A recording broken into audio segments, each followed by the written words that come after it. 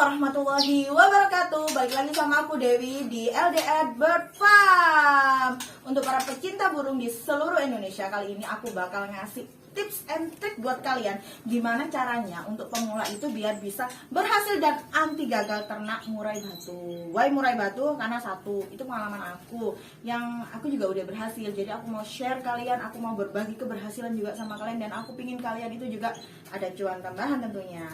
Oke, yang pertama langsung aja ya kayaknya ya. Yang pertama aku mau cerita dulu sedikit tentang history LDR Bird Farm sendiri ini. Oke, LDR Bird Farm punya aku sama suami sih sebenarnya. Ya suami lebih banyak, cuman ya aku jadinya tuh membantu dikit-dikit gitu. Ntar ya aku spill suamiku ya, dia lagi kerja sekarang soalnya. Oke, ini yang pertama itu aku bakal nunjukin ke kalian. Ini tuh kandang aku yang pertama. Aku dulu cuman punya satu jantan, satu betina, satu pasangan murai batu. Dan alhamdulillah dari tahun 2019 kayak kalau nggak salah itu nggak ada hasil, belum ada hasil. 2020 kita belajar sampai 2020 itu bisa netes. 2020 itu bisa netes, tapi ya ini dia nggak berumur panjang, jadi netes dia mati. Dari situ kita belajar lagi, kita focusing lagi itu di 2021 bangun yang kedua ini. Jadi kita punya 2 kandang itu, alhamdulillahnya kita benar-benar cari, nanti aku bagiin triknya itu, cari syarat-syaratnya agar bisa berhasil. Oke, langsung yang pertama syaratnya adalah kalian pastikan pasangan burung murai batu kalian itu benar-benar memenuhi syarat wajib agar dia mampu bertelur atau mampu kawin sehingga telurnya berkualitas. Yang pertama, jantannya itu harus berusia lebih dari 2 tahun. Ntar aku spill deh gimana cara milih jantannya itu yang baik. Yang kedua, perempuan atau bukan perempuan ya, betinanya itu harus di atas 1 tahun. Nggak cuma itu guys syaratnya. Jadi sebelumnya itu aku sempet belajar sama suamiku gimana cari indukan yang baik itu. Aku ketemu lagi yang ketiga itu, dua-duanya itu kalau bisa nafsu makannya itu yang bagus. Jadi kalau burung-burung terutama murai batu, kalau nafsu makannya bagus, di pengalaman aku tuh dia cepet juga bertelurnya, cepet, dia juga mampu merawat anak-anaknya nanti. Terus yang keempat, cari yang nggak berlemak. Soalnya aku pengalamanku sebelumnya itu, aku ada sih yang berlemak itu ya. Jadi dia itu susah, diganti-ganti pasangan pun itu susah. Ternyata waktu pasangannya aku kawinin sama burung yang lain, sama jantan, aku lupa yang jantan apa yang betina ya, ntar deh. Yang lain pokoknya itu, yang nggak ada lemaknya itu, yang lemaknya minimal itu, yang dia ini berhasil, dan udah ada burung-burungnya, udah ada anak-anaknya gitu mampu bertelur. Akhirnya yang satu ya udah aku pelihara. Terus kemarin ada yang mau, tapi bukan untuk ternak, jadi aku lempar gitu, nggak lempar sih, maksudnya aku adopsikan ke yang lain. Nah itu syaratnya. Terus kemudian nggak hanya itu guys, kita juga perlu posisi kandang. Dulu aku itu ngawininnya itu ya, karena belum berpengalaman guys, jadi aku tuh ngawininnya itu ya sangkar gitu. Aku belum bikin semua ini tuh, aku nggak punya. Jadi aku disangkar gitu, kayak ya adalah sangkarnya itu agak gede, bukan yang kayak gini ya, sangkar burung biasa yang bisa ditenteng mana-mana.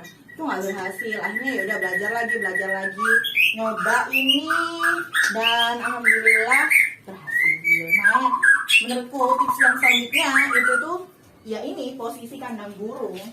Ini tuh posisinya tuh benar-benar, kalau di tempatku itu aku taruh di belakang rumah. Terus di sini juga ada bangunan kandang lagi, tapi bukan kandang burung, itu ada kandang sapi. Jadi benar-benar posisinya itu jauh dari rumahku, jauh dari jalan raya. Terus yang kedua itu jauh dari polusi pabrik sih. Aku di desa soalnya, rumahku di desa, aku jauh dari polusi pabrik. Selain dari itu guys, kebersihan kandang sih yang utama itu ya dari kita sendiri. Jadi harus sering-sering dibersihkan, sering-sering diganti pasir-pasirnya. Ntar aku spill lebih banyak tentang gimana sih perawatan untuk caranya biar kandang itu selalu bersih, terus kelembapan kandang itu selalu bagus buat pertumbuhan sama buat perkembangbiakan murai batu. Makanya nanti jangan lupa like, share, subscribe LDR Bird Farm. Oke? Biar aku bisa spill lebih banyak ke kalian gimana tips-tips buat beternak murai batu yang anti gagal. Oke, selanjutnya setelah dari tadi ada apa aja ya? Kita pemilihan induk, terus setelah pemilihan indukan ini apa namanya? Kandang ya. Yang ketiga itu nggak kalah penting adalah makanannya itu sendiri guys.